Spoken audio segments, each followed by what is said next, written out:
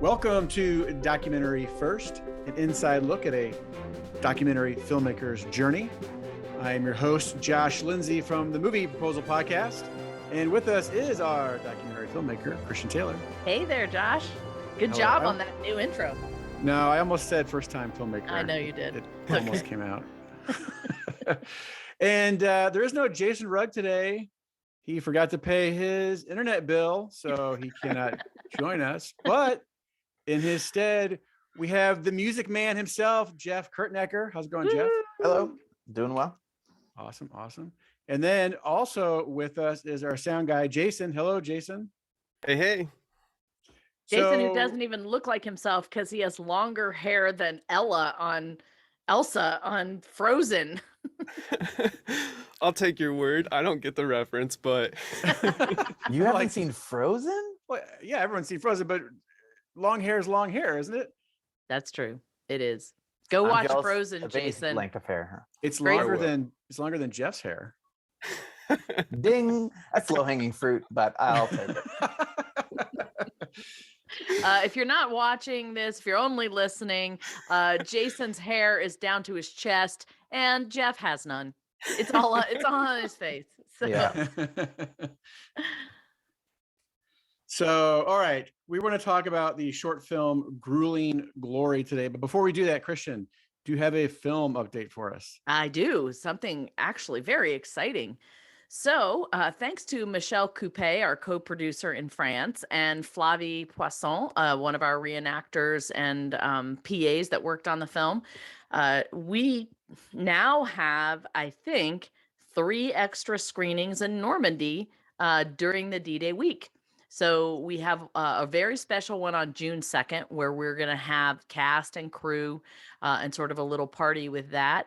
And then we have the Normandy World War II big red carpet event for that film festival. But there are no tickets. They're sold out, which is why we tried to come up with a new event. And then we're partnering with the town of Carentan to do another showing on June 12th. So we'll have 3 that day and probably another reception or something like that. What's so great about this is they were able to work out a deal where we can show the movie in the theater, pay a tax for the film, which is like 10 or 20%, something like that, to the government. And then we'll split the revenue 50-50 with the theater.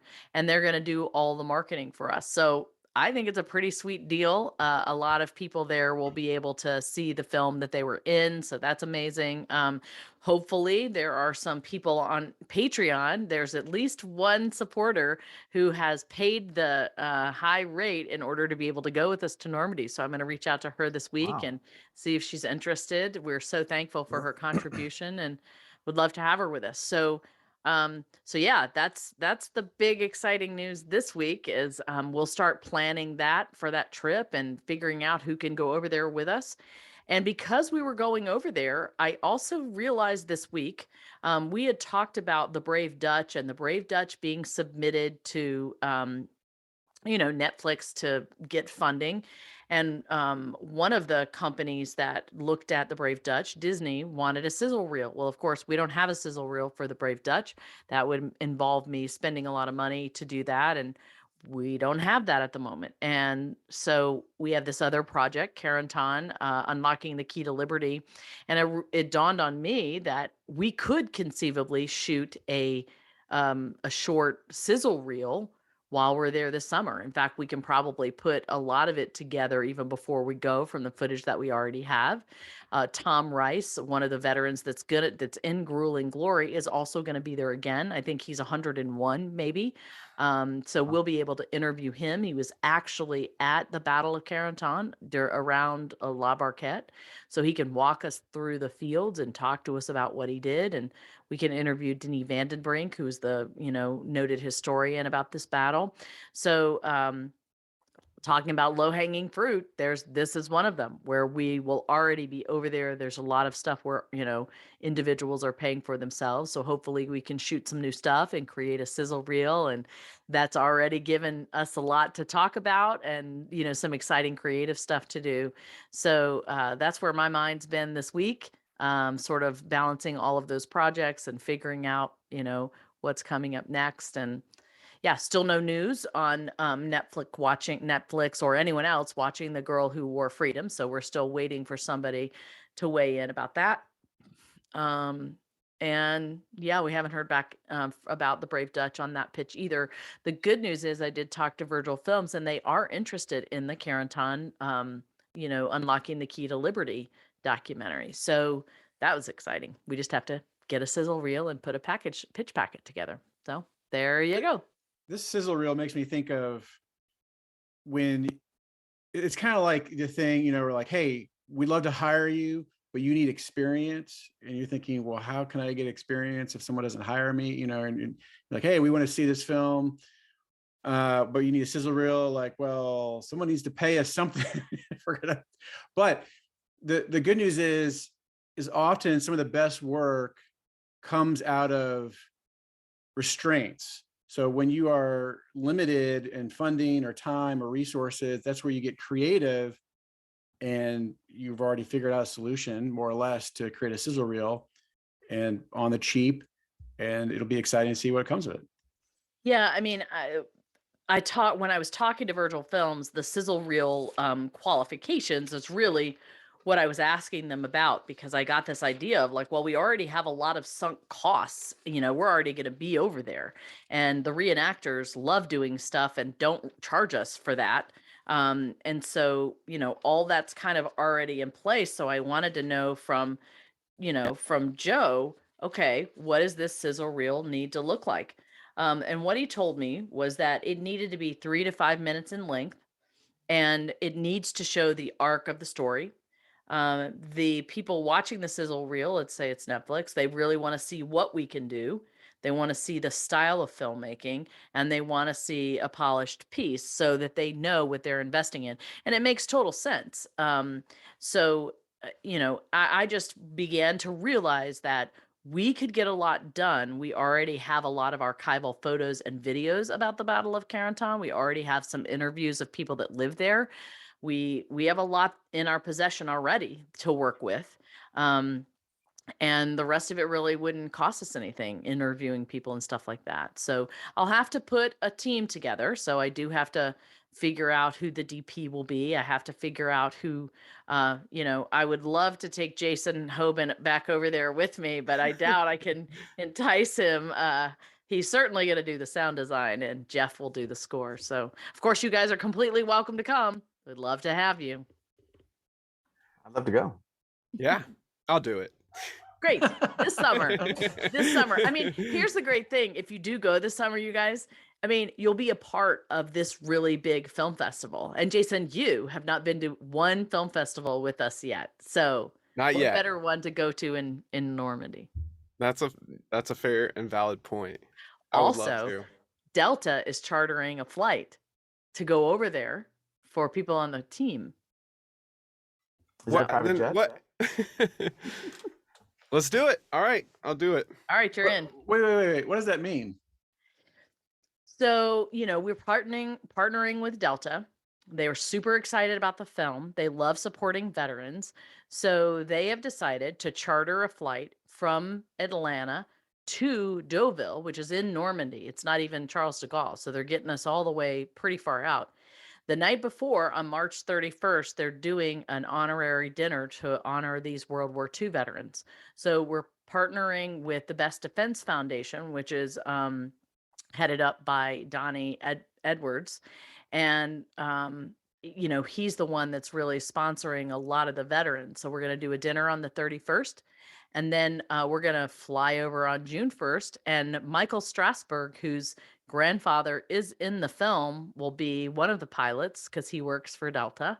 So there's just a lot of chemistry. They may even fly Flo and Danny over early, so Flo and Danny could fly back with all the veterans. So it's still all in the works. We're putting it together. Michelin is going to be one of the sponsors as well. So that brings in David Chapman. It's just going to be a super exciting time to be a part of this film and to be over in Normandy. And so love to have you guys with us. But chartering a flight for the team doesn't mean you just show up and say, "Hey, I'm on the team," and then you get on the plane. Is that No. We'd have to right. we'd have to deal with that in the early on. So make a decision now. Plus, you got to reserve places to stay, and we have access to those places, and can get them pretty inexpensively. But you have to make the decision, right around now. Reserve your place to stay and figure out transportation. Like I've told people before, it's a 4-hour drive from Charles de Gaulle to Normandy, and so you usually leave in the evening and you land in the morning, and then you're tired. So do you want to drive 4 hours all the way out to Normandy? Not exactly. So you either choose to have somebody pick you up, or you spend a night in Paris or something like that. So it's just all sort of stuff you got to work out. Sounds like fun. Yeah. All right. Well, why don't we shift gears to Grueling Glory? Sorry, I'm having a hard time speaking. Do you want to give a recap on? Yeah, we'll just recap this real quick. It's a 9-minute, 52-second short. This was shot at the same time that The Girl Who Wore Freedom was. And it was written by Michelle Phoenix, who was our translator at the time. We had sent her on a mission to be part of the second unit team that filmed the Exodus March and the La Barquette March. And she was really a witness at this event. So she was really blown away by what she saw. This was early on in our time shooting. Just the love and the admiration that the French reenactors had for Tom Rice, who was a 101st Airborne veteran, who was, drove up in a Jeep to meet them and thank them and talk about his story.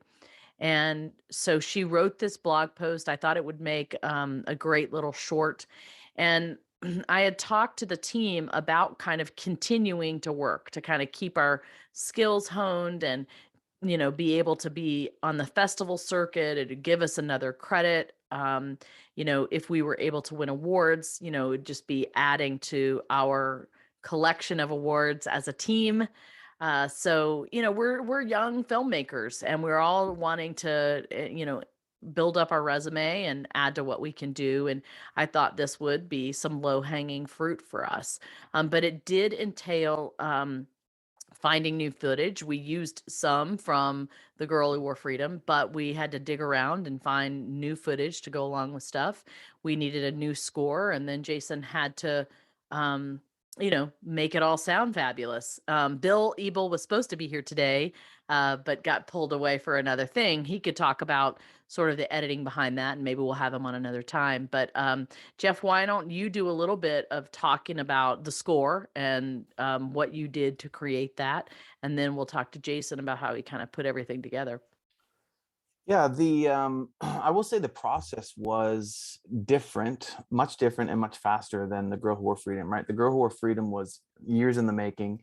And the actual, what you hear in the film from a music standpoint was also sort of years in the making. I mean, there was just so much iteration and process and just trying to find that voice of the music. And with Grueling Glory, maybe it was because it was a shorter, I'm sure that had to do a lot, right? It's a 10-minute film versus a 90-minute film. But I felt like on all fronts, Bill, Jason, myself, Christian, Michelle Phoenix, like there was already this playground we were already playing in. I felt like The Girl Who Wore Freedom, we had to find the playground first and then play in it. This film, because it's sort of cut from the same cloth as The Girl Who Wore Freedom, in a way, we already were familiar with that playground. And like Christian said, we had honed those skills. And so when it came to making this film, there wasn't a whole lot of back and forth with the music specifically. I remember turning it in and feeling like, okay, that's like draft one, and there might've been a few changes. And I was sort of like, so are we good? Like, is everyone happy with this? And everyone seemed to be fine with it. It was like, oh, okay, I guess we're done. So that process was much quicker, from my standpoint, at least. Maybe Jason has different stories, but I remember feeling like, oh, are we done? And then I felt like maybe they're not happy and they're just saying they're happy. Anyway, you get all these, you get a lot of self-doubt, and you think like maybe they're just saying that's fine, and in the background they've hired someone else. So now, Jeff, I mean, I think that you hit the nail on the head when you talked about we were found the playground. We were already playing there. We already had a great idea of the feel of everything. And even though it was a different story, there were enough of similarities there, where you could create something new and unique, but in the same ballpark. And yeah. yeah. What I didn't want to do was repurpose the Girl Who Wore Freedom score, or I didn't want to create a score that was like you could not tell if it belonged in there or not. Now, I think there are some similarities, but I felt like it deserved its own sort of unique identity, because this film, if The Girl Who Wore Freedom is a photograph of history, I feel like this film is an impressionist painting of history, because what we get, Michelle Phoenix, her way of telling the story is in my soul, I feel like it's more poetic than what Christian was. Christian was filtering through her perspective, but it was still, she's telling a story of history and trying to bridge the gap of this love story. And Michelle Phoenix is very poetically and heartfelt, sort of giving her impressions of this man and these reenactors and everything that she saw, and it comes out in a very beautiful, heartfelt, poetic way. And because of that, I felt like there was a little bit more, I don't know, these memories and these to try to encapsulate what we're seeing with all these reenactors, but also the words that she's saying are very evocative of these personal emotions that she's having. So I felt the score needed to be a little more tender until we get to the end, where we have these triumphant sort of moods because of the images we're seeing, and we're talking about, kind of in a similar way The Girl Who Wore Freedom ends up. We talk about remembering and keeping that spirit alive of freedom and love and compassion and all those things. But we hear specifically, just to dig in a couple I'm going to nerd out on a couple specifics. On this film, we hear a lot more woodwinds. I used like the oboe and the clarinet a lot more, just to kind of give these light, sort of wispy ideas of memories, this sort of like haze that you have to kind of bat away a little bit to be able to see the film. And I feel like the woodwinds give a nice sort of floaty haze to the score. So I'm using a lot more woodwinds, whereas The Girl Who Wore Freedom, I used a lot more strings and brass. And in both scores, I use a lot of piano, because it's good when you don't have a live orchestra to lean on the piano. It's good because it's going to sound pretty good in the mix. It's not going to sound super fakey, whereas sometimes the computer samples of other instruments might be a little like, oh, that's not a real person. But with the piano, it's very forgiving. And I play piano, so it's very easy for me to express myself on piano. Anyway, I was trying to do more of this Thomas Newman effect style on this particular film, where I'm taking a 3-note motif and sort of packaging it up in different harmonies. So the 3 notes we hear in the beginning of the film, it's more minor keys and very sort of, it's not sorrowful, but it's, there's a weight there and there's a heaviness. And because of the memory, and she's describing, the frailty of the situation and of this person. And so it's a beautiful recountenance of her feelings.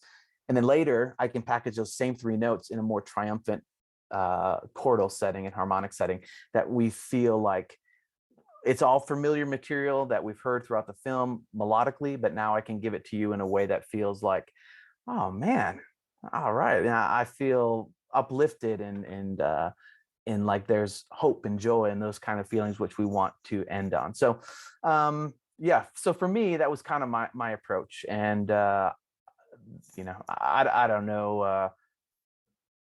I don't know what I would have done if it was a longer film, but I will say that the 10-minute thing felt really good from a package standpoint. I felt like I could just focus on 1 or 2 ideas musically and really just play with them. And that was a lot of fun to do. Whereas in a longer feature length film, you have a lot of time where you're just sort of doing pads and mood, and you don't really, there's a lot of time to play with. And this is more compressed. and I had to be really poignant with my ideas to get them in and out. Well, and correct me if I'm wrong, is there music throughout the whole thing with this one?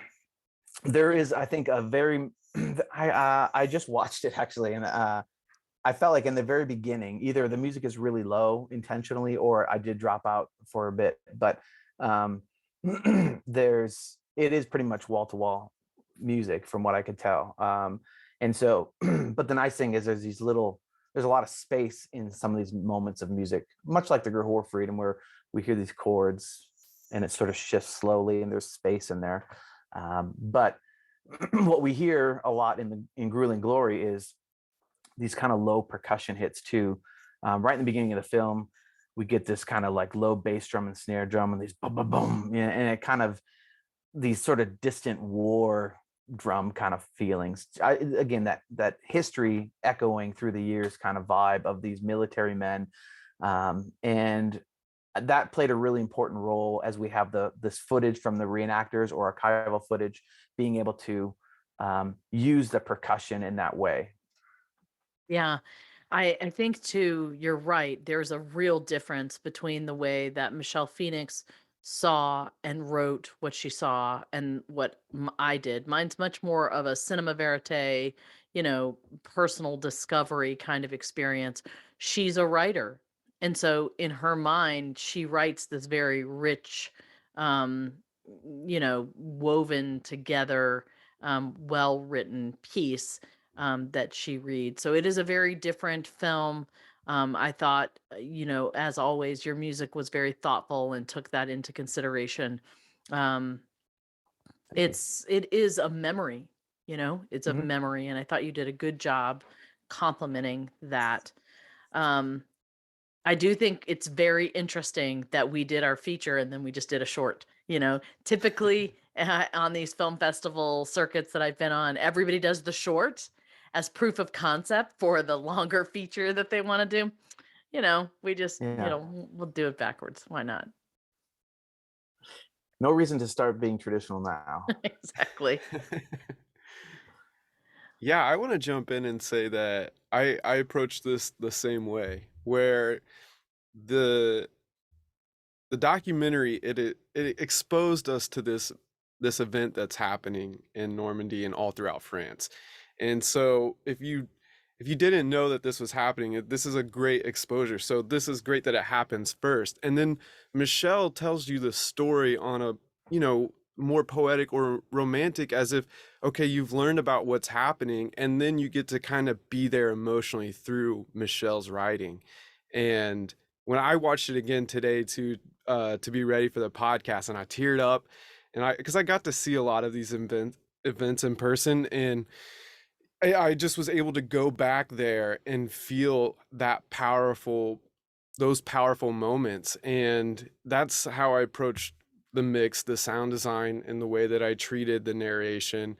And it wasn't like in the documentary where it was very realistic at times. It wasn't very dreamy like. And in the short, I was kind of trying to romanticize those moments as well and make it feel like something you're reflecting on as opposed to seeing for the first time. So Jason, I don't remember, were you and Jeff, either one of you, at this event by any chance?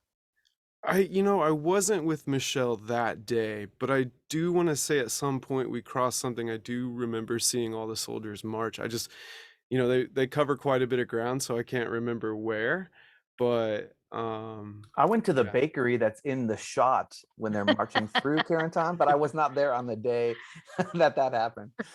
Yeah, I wasn't either. That's why I was asking. I wasn't there either. So the cameraman was Guillaume Lemezzo. We also had a drone operator there that day. And then I think we had Michelle and Flo Boucherie. I just didn't know if we had any sound there. So we were clearly doing something else, Jason. You were with me, and we must have been doing an interview or something, because I didn't remember this at all. So seeing the event through Michelle's eyes was really kind of cool. Just a different perspective. So, Jason, were there any challenges? I mean, I think you probably, again, what I loved when we were over in Normandy is you were recording Jeeps and you were recording marching and boots and Did you use any of the stuff that you recorded in Normandy in this one as well? Oh yeah. Oh yeah. That's always my goal. I love to use to bring that authentic quality to it. So yeah, I always try to use whatever I captured there. And Guy would those guys always mic'd up their cameras. So they would throw on a 416 shotgun on there and they would be capturing audio. It just would have a a larger perspective, a further back or whatever. So yeah, the Jeep, I remember using the Jeep sound effect when we kind of see when we talk about Tom Rice rolling in. That's the actual Jeep because I was on that shot. I remember recording that, but then I took the same model, an actual recorded sound effect, and then I stylized that to kind of let it ring out throughout the spot to bring in that more like hyper realistic feel and add to the like drown it out into the score so it almost feels like a sound effect falls into that musical element. And so it's a mixture of both. But for the most part, like when you see everyone walking through the town and they're chanting and left, left, right, that's actual audio from the location. Oh, that's cool. Very Well, cool. what I think is interesting is we also didn't have the deadline craziness that we had for The Girl Who Wore Freedom. I mean, we truly were locked when we gave it to you, Jason. And it wasn't like you have to give us this tomorrow. So, was that a better experience? Yeah, no, just even to go back to what Jeff said, it was a whole different process. It was not this tight turnaround kind of action that we were in before. It was something familiar that we'd done, and there was elements that kind of carried over that I used from the documentary into the short with Grueling Glory. So yeah, it was an easygoing process, but Yeah. it also helps that it's not 90 minutes. I know. Having a 10-minute film as opposed to a 90-minute film is like all the difference in the world. I mean, it really is like, a sprint versus a marathon, and it's just a different. I see why people do the short first. Makes sense, you kind of get that stuff worked out. We just did it backwards. We just did it the hard way. We did it, and it's when I look at my edit session, when I look back at the film, I I don't see like just a couple weeks. I see years of work at different time points, and I could just recall what that was when it was, what was happening then. And then when you look at Grueling Glory, it's just kind of like a snapshot. It's so small and it feels just like a whole different world. But yeah, it was it's fun to look back on it both ways. Yeah, for sure. So what if we get an update as to what Jeff and Jason you guys are working on outside of Normandy projects? Jason? Sure. Um, I started a business with my business partner Mark Ruff. It was an engineer I worked with at Chicago Recording. We started our own thing. We started a remote studio, so that's kept us really busy. It's been a lot of fun. I do a lot of work with a company called Animated Storyboards where we do animatics. Um, I do a lot of short films for independent people. I do some podcasts. I do this podcast, and all kinds of different odds and ends. And it's kind of great as I'm working with Jeff right now on a meditation series. So, um, I yeah, didn't know that. That's really cool. We've been keeping yeah. the band together here, in the background. Hey, I feel left out. Isn't there something I can do? Actually, you need to benefit from this meditation series, I think. No kidding. That's for sure. I need that. Give me that. I will. I'll share it with you. It's a lot of fun. So yeah, I try to keep busy with different projects, and it's great. Yeah, when we can keep the band together, because we made so many great relationships. Like when you asked me to go, I just said yes instantly. I'm gonna make it happen because I know what I'm getting into. Where before I couldn't imagine what it would be, and it was even though it was crazy at times, it was some of the most memorable, meaningful moments I've had. And working with everyone along the lines, yeah, we've made some lasting relationships. Yeah, and I understand now, like when you look at Hollywood, and you look at how, this person works with this person and they seem to do so much stuff together. Now I get it. I mean, I totally get it. Once you have been through this battle, right, and you've produced something, you make these intense, hopefully long lasting creative partnerships. And we were very blessed, I think, to have that happen. I feel like we're a really great team, and I do look forward to these other projects that we have coming online, just because I can't wait to work with you guys again. Same. Yeah, same. We agree. It'd be fun. Jeff, what are you working on these days? So I'm the audio director on a video game that's being made about, I don't know if you guys know the sci-fi show, The Expanse. It was on Sci-Fi, and now it's on Amazon. It's in its last season right now. Season 6 just is being released now. And so we're making, the company I work for is making a video game based on the series of books in the show, The Expanse. So I'm doing music for it and heading up the audio team for sound design and voiceover, and doing a couple other projects on nights and weekends. Obviously, like Jason just said, doing some stuff that comes his way when he needs it, and a couple other games that have come across my desk that I'm really excited to dive into. And then I spent most of the fall leading up to Christmas sort of arranging and producing this Christmas EP that I was really excited about. I got together with some friends, and so it's kind of these, I don't know, non-traditional arrangements of very traditional Christmas songs, and it was really fun. And so we I don't know if anyone else likes it, but we've been digging it, and we had a great time doing it. So I'm just trying to do, stuff that, one, I got to pay the bills, but also trying to find more opportunities to, do stuff that is fun. Even if it doesn't make me any money, I still want to be expressing myself creatively somehow. I hear you. I have a question about the Expanse video game.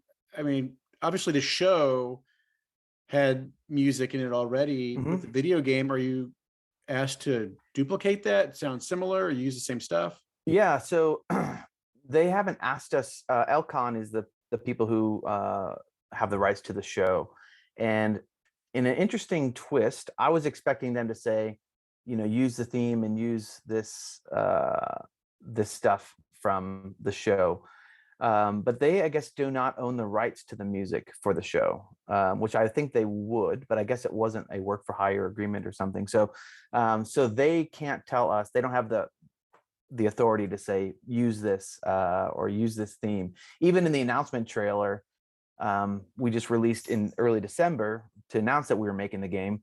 And when the title shows up at the end, I put the little the Expanse theme at the end, and they said, oh, you can't use that because we don't have the rights to it. So I was like, oh, in some ways that's kind of, oh, that's nice. I can put my own thumbprint on it. But to answer your question, there is a desire that fans of the show will feel at home in the game. So I'm trying to make the music feel similar in a way. So I'm paying attention to, the harmonic choices and the arrangements, but we do want to push the envelope in some ways. That's interesting. So when's the game come out? So we haven't announced a release date, but we just announced that we were working on it. But I will say we're pretty early in working on it. Okay. So we still got a little bit of time. I don't know if I ever brought this up.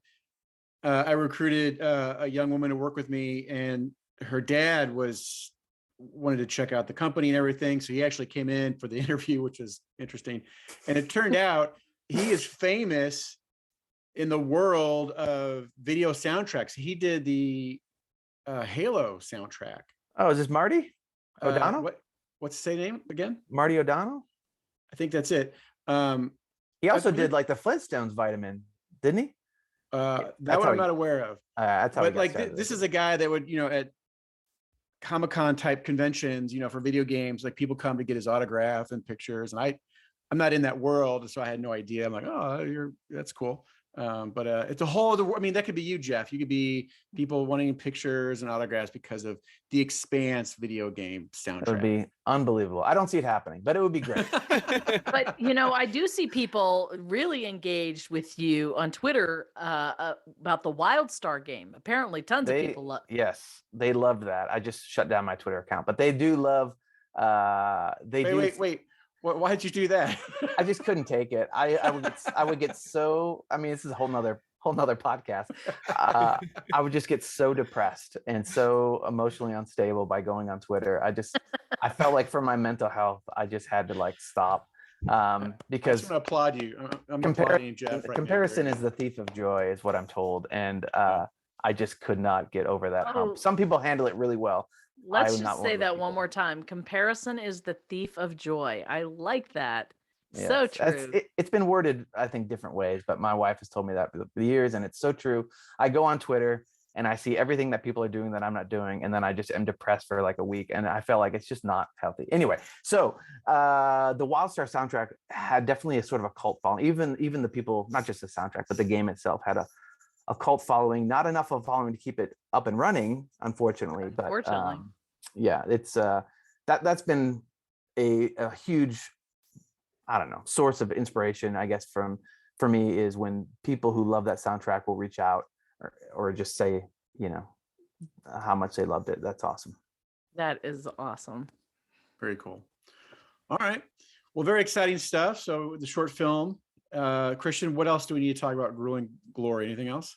Well, it is, we haven't had any acceptances this week. We just to review, we've had 5 acceptances, we've had 5 rejections. But one of our acceptances is the Flathead Lake International Cinemafest, and we are nominated for the Best Documentary Short. And I decided this week to accept their invitation to come in person. So I'm going to be going January 27th through the 31st. They're showing it on the night of the 28th and the night of the 30th. So I'm really looking forward to that. If you're listening to this and you happen to be near Polson, Montana, come say hi. So we're just kind of seeing what happens next with that. I do want to move into our new segment called, some of our favorite documentaries, remember? Oh, are we in on this? Yeah. I mean, Did you come prepared? No, I didn't. I'm going to give you a Look second something up because real quick. I'll talk about one of my very favorite ones. And then if you guys come up with one, you can chime in. But I am addicted to the Frank Sinatra All or Nothing at All documentary. And I don't know what my problem is, but I watch it all the time. And I think they're 2 or 3. It's probably only 2. Like they're like 2 hours long. Like each episode is like 2 hours long, and I will just watch it. I've watched it through, just sitting there watching it as a movie several times, but now I just put it on in the background and listen to it. And I think it's that I love that era. I love the mid-century. I mean, I'm designing my whole new office in the basement in the mid-century modern theme. I'm just obsessed with that style. I love the music. His life is fascinating, but the story is told so well. And, I'm amazed at sort of how the filmmakers pieced together. They went back and looked at all of his interviews and everything from when he spoke at colleges, from when he spoke on, different shows. His mother and father had been interviewed at one point by the phone. They interviewed his son and his daughters. And I mean, they cover everything. And most all of it is in his own words or the words of his family. And then there's a lot of other people interviewed too, Sammy Davis Jr., blah, blah, blah. And you understand what a complicated figure this man is. And it all began because at some point he did an early retirement in the 70s, and he put together a whole set list, and he began with the songs that sort of, moved through his career. And the first one is All or Nothing at All. That was his very first song. And so they kind of use his set list that he made during that to tell his story all the way through the film. So, so that's one of the top ones on my list. Who wants to go next?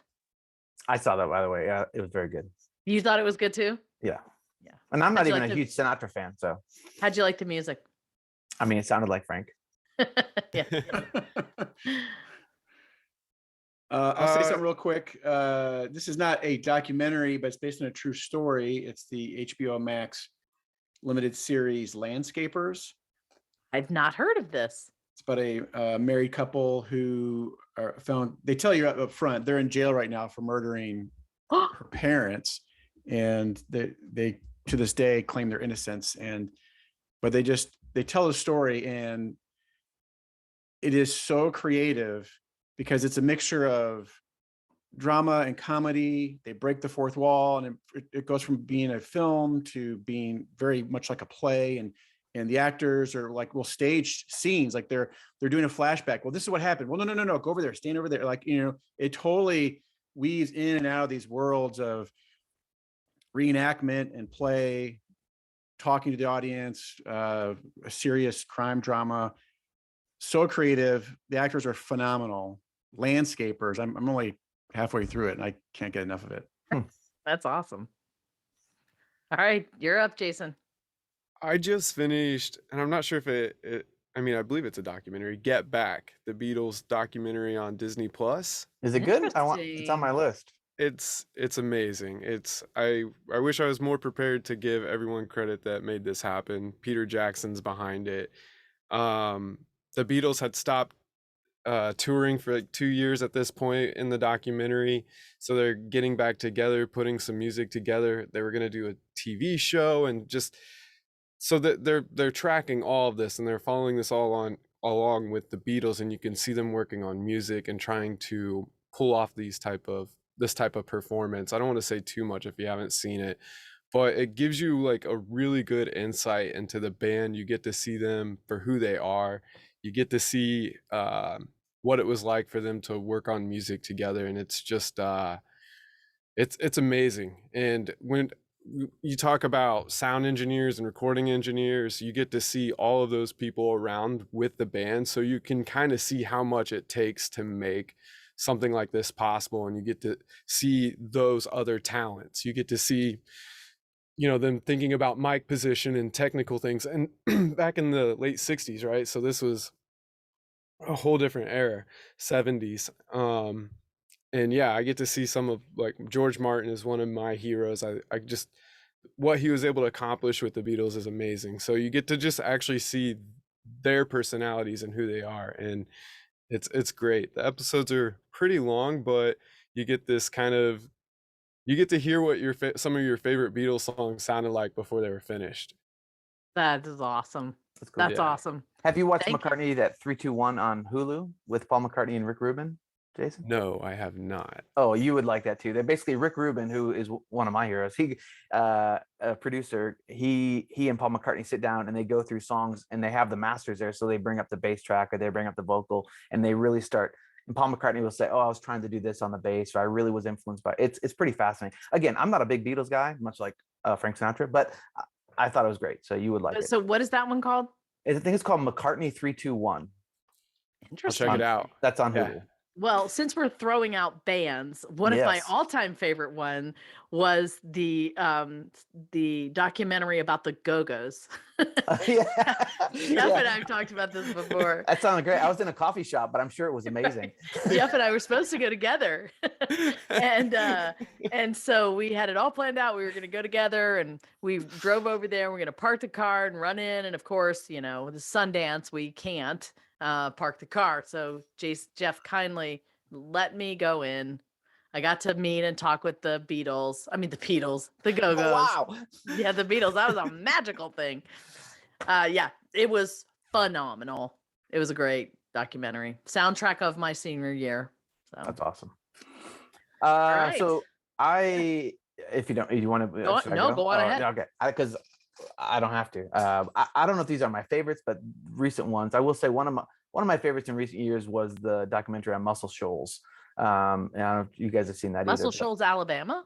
Yeah, so Muscle Shoals is like the place for like hit making records back in the 60s and 70s. Oh, so, yeah, I heard about this. Yeah, it's great. When you talk about that swamp sound and how they got it, and all this black music was played by all these white people, and it was just so fascinating about how they got that sound and what was so special about that time and that place, and people from all over the world wanted to come and record there. So very very interesting and fascinating. And then I recently saw on HBO the one about the making of Jagged Little Pill, the Alanis Morissette one, and that was a fascinating documentary as well. That was one of my favorite albums when I was in high school. And not also in the, like Josh had, not a documentary but a true story, Worth with Michael Keaton, where they have to figure out the value of lives after 9/11. I've seen that on Netflix, and I don't know. His accent's terrible. So I'm like, I don't want to watch that. And Yeah. then that's just on the trailer. I have And, no idea how much of it's true, but I thought it was an interesting. I didn't know that was going on, and it's interesting that some people had to sit down and figure that out. Yeah, that's pretty deep. It's basically, how do you figure out what a life was worth during 9/11, right? Yeah, so they have to convince people to not sue the airlines, otherwise it would cripple the economy. And so instead, they have to convince people to take part of this victims fund, where the government will distribute money, and they have to assign how much each victim's family would get. And so what's the math on that? And it's, if you don't, and then your goal is to try to get them to not sue. It was, I thought the premise of it was good. It may not even be close to how it went down, but they're apparently portraying real people in real scenarios. Josh, I'm surprised you didn't bring up My Date with Drew. Well, that's a good one. We gotta look. We just listed 10. We gotta space these out. We're gonna run out of documentaries this segment. So I say we cut it off here. 8 is enough for one episode, and we'll mention 1 or 2 next time. Throw people together who love documentaries, Oh my gosh. you're here for a while. Don't even get me started about McMillions, man. Oh my gosh, I love it. I love Okay, it so well, hey, I much. want to say thanks for listening to Documentary First. Before I say that, though, I want to say thanks to Jeff Kurtenacker for being on, and Jason Hoban, thanks for being here. Yeah, Christian thanks, Taylor guys. is really going to need some of that meditation therapy you guys are working on. So show. to her quick. I'm We'll going to share it close with it. everyone. Christian, you got something quick you need to say? Because I'm about to wrap this puppy up. Nope. I thank you guys for listening. Patreon people, thank you for donating. You're keeping us in business, and we really appreciate it. So keep listening and keep donating. It means a lot. All right. Yes. Thank you for listening to Documentary First, where we believe everyone has a story to tell, and you can be the one to tell it. Yes, you can. Bye, everybody.